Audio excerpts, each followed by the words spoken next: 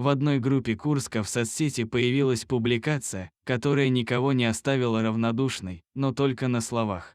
В посте шла речь о старой и больной немецкой овчарке Яре. Выяснилось, что хозяева не кормили и не лечили собаку, несмотря на ее тяжелое состояние, и даже не пускают в дом, чтобы погреться, хотя ее заболевание возникло именно из-за холода и постоянного нахождения на цепи. И это такая благодарность за верную службу в течение 13 лет. Хозяева ее просто списали и нашли ей замену. Об этом стало известно одной женщине. Тогда она стала навещать Яру, чтобы хоть как-то ей помочь. Однако без ветеринара все ее усилия были напрасны. Когда Яру женщина привезла в ветеринарную клинику, то все были в шоке, поскольку даже бездомные животные выглядят лучше, а ее состояние наводило на мысли о том, почему она еще жива. Бедное животное не справляло малую нужду неделями. Яра просто не могла. После посещения ветеринара, женщина вернула собаку в хозяевам и думала забрать к себе во двор, но это не годилось, ведь лечение в таких условиях не принесло бы результата.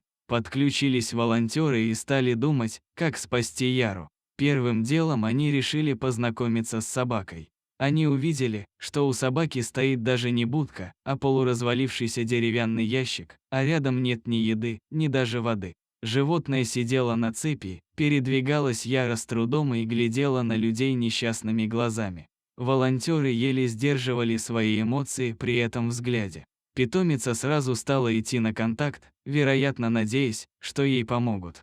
Хозяева овчарки вели себя безучастно, словно это их не касалось, а на просьбу пустить Яру на время лечения в теплый коридор, стали возмущенно говорить, мол, если вам нужно, то забирайте собаку и занимайтесь ею, а в доме ей делать нечего, она нам не нужна, ведь от нее нет уже никакого толка. Девушки не знали, что им делать, осознавая свое бессилие, поскольку больной Ярой некому было заниматься, средств нет, кураторов тоже нет и передержки нет. Тогда они решили обратиться ко мне. Я не могла отказать, ведь мне было очень жаль собаку. За что она терпит такие муки на старости лет? У нас тоже проблематично, что-то придумать с теплой передержкой, и я не знала, как это решить. Смогла договориться, что ее несколько дней поддержат в стационаре в ветклинике. Все услуги за лечение за вчера я оплатила, купила хороший корм, поскольку сухой она есть не может, миску, амуницию, девочка сегодня довезла памперсы.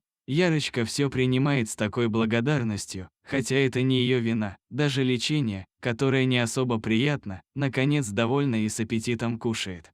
Взгляните, какая она худая. Собачка очень смелая, терпеливая, умная, добрая, дружелюбно ведет себя с людьми, прямо тянется к ним, ведь ей так не хватало заботы всю жизнь.